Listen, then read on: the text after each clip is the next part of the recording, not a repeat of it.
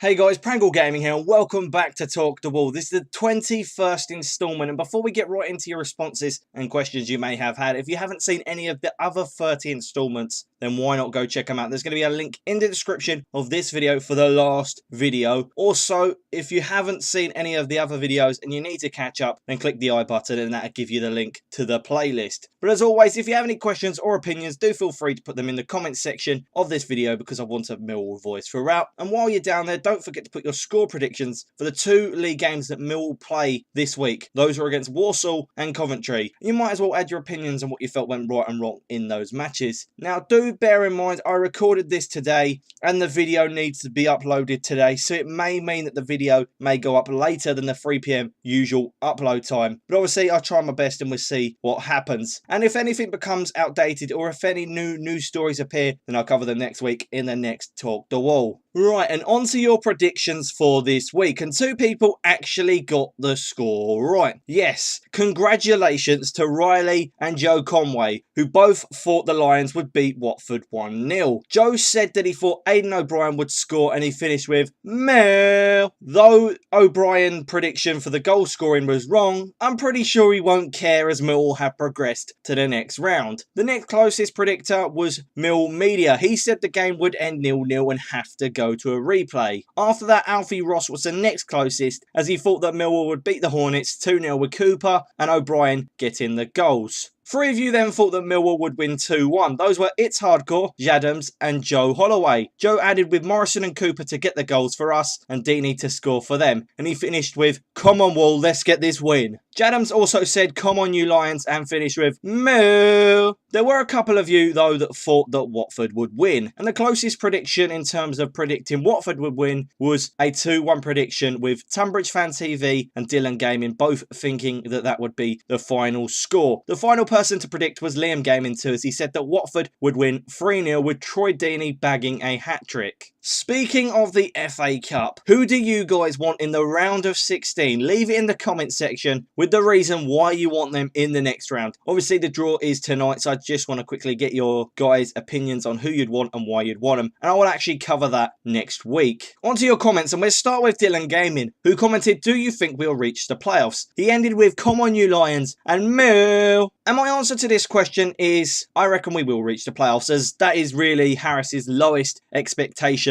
for this season. And with Jake Cooper and Jed Wallace being added to the squad, I think it's better than what we've had for a very long time, and it's probably one of the better ones in the league at the moment. So it should be safe to say that we should be at least getting the playoffs with the squad we've got at the moment. Joe Holloway was the next person to leave his comments, and he said two things. The first was 300 subscribers, keep up the good work. And the second is, would you rather win the league or win the FA Cup? He said, for me, it's the FA Cup because it's the oldest competition in football and can shut up the Charlton fans. So I'll start with responding to the first one. And I just want to say thank you. And I just want to use this time to quickly say, do you guys want a 300 subscriber special video? Because I originally said I wanted to bond it with one for me being 3 years on YouTube, but I don't know whether I'm going to be able to make either. So I want to know whether it's a big deal for me to be making another video for you guys to see, to do with that or not. If not, it'd help me out. But obviously, if you do want it, then I'll just have to see what I can do. Maybe you could leave some comments on what you would like me to do in the comment section. And in terms of winning, I would like to win the FA Cup. Now, it is because there are other ways to get promoted. So winning the FA Cup, in my opinion, just would be better for the football club. The next person to comment was Riley, who said Sam Green deleted his Facebook and Twitter accounts. And that was obviously in response to me asking what happened to him. So there you go, you all know what happened now. Alfie Ross was the next person to ask a question, and he said, where do you think we'll finish in the league table this season? And to that I say, I reckon we'll be in the playoffs, in and around the place of about 4th. Now, this is because I think there are a couple of teams that are slightly better than Millwall at the moment, but we are on an unbeaten run, so anything is possible while we remain on this unbeaten run. Liam Gaming 2 then asked a number of questions, so what we'll do is we'll break them down like we always do, one by one. The first question he asked was, do you think Millwall will go up? And to this I say, if we finish in the playoffs, then I would hope so. Our squad is more than capable, so I would expect that to be what we're aiming for this season. His next comment was, good video, keep up the good work, mate. And so that I say thank you. The next two were about Jed Wallace, so what I'm going to do is I'm going to bond them together. And so his first question that he asked was, do you think Jed Wallace will sign a contract? And then the second one was, do you think he's a good signing? So, like most Millwall fans, I do hope he signs a contract with Millwall and completes a permanent deal with us. But obviously, I'll actually be speaking more about this in the Millwall news. So stick around to the end and you'll get to hear what some interesting news I found out this week. And to the, do I think Jed Wallace is a great signing? I think that he is, because he's versatile and he's a very skilled winger. And that quality in itself helps us out. Obviously, he's played for us, so we already know his talent that he's got for us. His next question was, do you like the look of Cooper? And well, I do actually. I think he looks like a really solid defender. He's impressed me so far, and he's come up against two tricky sides in Watford and Bradford, so I think that makes him look like a great sign, and I'm just going to be brutally honest there. The final comment was a song, and that song was, no one likes us, no one likes us, we don't care, we are Millwall, Super Millwall, we are Millwall, from the den, Mill.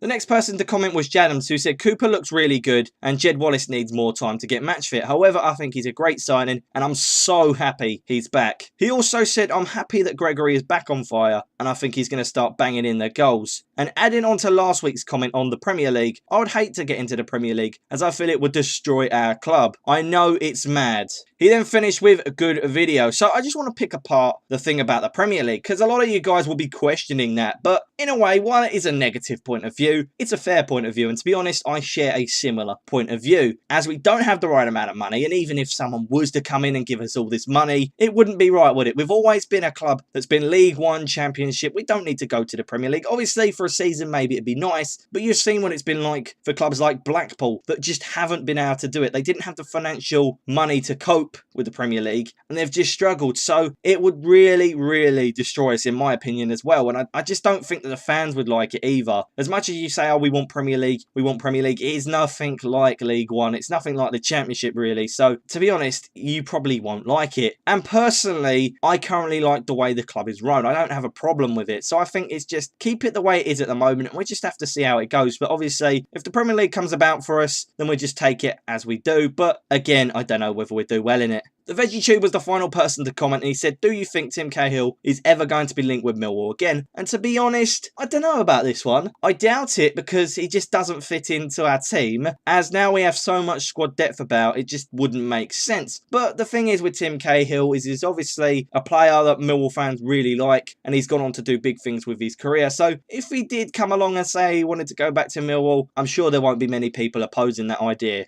Let's move on to this week's Loan Watch. 9 players are out on loan, including 4 senior members of the squad. And our first stop is League One, where Greg Wild's Northampton side played at home to strugglers Coventry. Greg came on in the 77th minute, and by then the game was over, as Northampton already had the 3-0 lead, which would be the way it would end at full time. We dropped down a league to League Two, where Paris Cohenhall's Wycombe Wanderers took on Mansfield Town in the Checkatrade Trophy. Paris started the game lasting 66 minutes during this game when he got subbed off. They were losing 1-0 at that time, and after Paris went off, the Chairboys went on to win 2-1, with former Millwall player Abayu Akinfenwa getting the winner. Then Paris Cohenhall didn't play in Wycombe's 4-3 loss against Tottenham Hotspur, but that was a huge achievement for Wycombe. They were very unlucky. I really hope it doesn't affect their league form at the moment. Sid Nelson also saw victory this week, as his Newport County side got their first win since November after beating Hartlepool 3-1. In this game, Sid played the full 90 minutes and didn't get any cards or any goals. Because of this result, Newport moved 3 points off as 22nd place Cheltenham Town. The fortune wasn't the same for David Ford's Portsmouth side, who lost 1-0 at home to Exeter City, meaning they dropped to 5th in the league and now 4 points off of 3rd place Carlisle United. Moving on to the conference, Paul Rooney's Torquay United side won 3-1 against Gateshead. Rooney came on as a sub in the 54th minute, and 5 minutes later he'd scored his first goal for Torquay and his first ever professional goal in his footballing career. Neither Chris Twaddock or Kyron Farrell played over the weekend, as Braintree's match against Lincoln City was postponed due to Lincoln playing in the FA Cup against Brighton. And obviously we all know how that turned out. Congratulations to Lincoln for a fantastic result there. The round of 16 is a great place to be. Kyron Mundle-Smith's first game at Ryman Southside Three Bridges FC didn't go to plan, as they lost 3-1 to Faversham Town. Kyron played the full 90 minutes, though he didn't score. And finally, Alfie Pavey's first game on loan to Vanarama Southside Hampton and Richmond Borough FC went really well, as his side beat Bishop Stortford 4-1 and Alfie Pavey grabbed one of the goals. Moving on to Millwall's match, and unless you've been living under some sort of rock, you would have seen that Millwall beat Premier League side Watford 1-0 to progress to the last 16 of the FA Cup. Watford only managed one shot on target in the entire game, which sadly says a very similar story to when we beat Bournemouth when they came down the den in the last round. Anyway, Watford looked disorganised, and I would go as far as saying they lacked leadership, with their captain Troy Deeney being on the bench. But the first half was a half of slight controversy, as Watford had two penalty claims denied by referee Martin Atkinson. The first was for Jerome Sinclair's attempt. Now, what happened here was he went to strike the ball before falling off balance. It looked like Sean Williams touched him, but I don't think he did that much. And if he did, it was very, very lucky if he got away with it. And so I think the referee's decision was correct with this one. Now, the second penalty decision was to do with Stefano Oka falling to the ground, claiming that Byron Webster had fouled him. Obviously, they had their arms around each other. And this is something that I probably wouldn't have complained about if it had been given, because the way it goes is it was a lot more clear-cut than the last one. I think that the Italian may have pulled down Webster, and that's may have what happened. I just don't know. It's a 50-50, so some referees give it, some don't. It's a hard one to say. But obviously, for Watford fans that could watch this, I do feel that this one was a more clear-cut one, and maybe they're a bit unlucky not to have been given this one. But as for Millwall, they started really well with Lee Gregory hitting the crossbar really early on. I was so frustrated because we could have started very early on and got a goal. And really, Watford stayed in the game due to one player, and that was Aurelio Gomes, having to come on for the injured Costel Pantelimon, who was having a nightmare of a game before he got injured. As the Brazilian saved Gregory and Morison's volleys before later being very unlucky and conceding a volley from 6 yards, as Shane Ferguson found Steve Morison, and that goal was the goal that put Millwall through. Very unlucky. Aurelio Gomes was a very good goalkeeper in this game, though the Lions could have scored a second if Webster hadn't handled the ball as it went into the back of the net. After watching Millwall versus Watford, I thought for the majority of the game it would be close to call for a key player of this week. Now, with Sean Williams, Fred Onyema and Steve Morison being the three that I would highlight as the key players in that game, but I gave it to Steve Morison as he got the late winner, and to be honest, he was a true leader without the armband, and the only reason he pips Williams to this is because he scored that goal that progressed us to the next round. I'm going to be brutally honest there. There is no way that I wouldn't have given Williams it if Morison hadn't have scored. On to the final section of this podcast. Yes, it is the Millwall news, and this week there are 6 stories ranging from the CPL agreement all the way through to speaking about Jed Wallace. And so our first story comes that the CPL agreement has been stopped so that Lewisham Council can go back to the drawing board and think for a plan that suits Millwall Football Club after they felt they'd not agreed on the future of Millwall's Youth Academy and the Millwall Community Trust, which is something that Millwall voiced their concerns about. This sudden stop doesn't mean the CPL is over, as Lewisham Council were going to put together a plan to propose to Millwall, but there is still some hope for the Lions of keeping their home. Millwall have challenged the postponement and have said they want an independent review into the whole process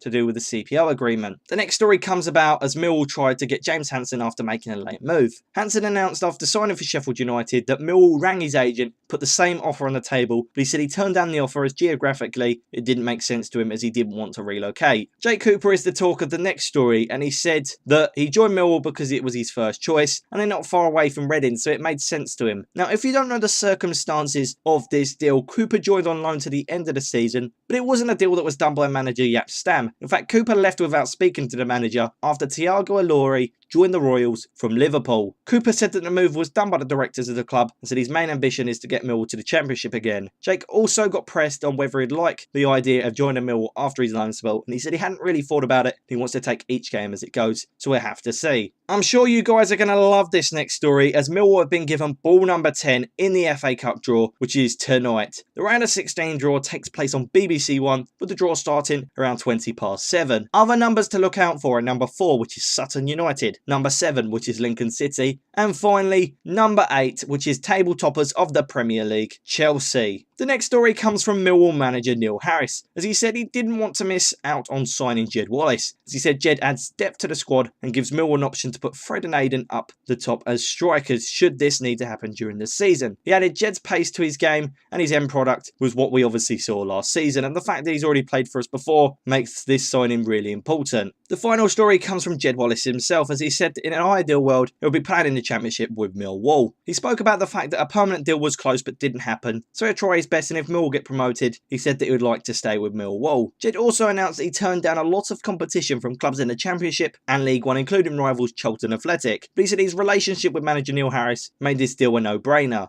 Cheddar's stressed that he needs time to build up his match fitness after not playing as much time at Wolves as he would have liked, and he said he came to Millwall to prove himself because he knows Harris will give him the chance to thrive. So that is all we got time for today at least. Do feel free to put your questions and opinions in the comment section for the next Talk the Wall. However, before I go, don't forget to put your score predictions for the Warsaw game and the commentary game in the comment section, as next week I'll be covering both of those games and highlighting the good and bad points. And while you're down there, don't forget to tell me your opinions on the matches and Millwall as a whole. So like, comment, subscribe, and of course I will see you guys next week for the next Talk the Wall. But until then, goodbye.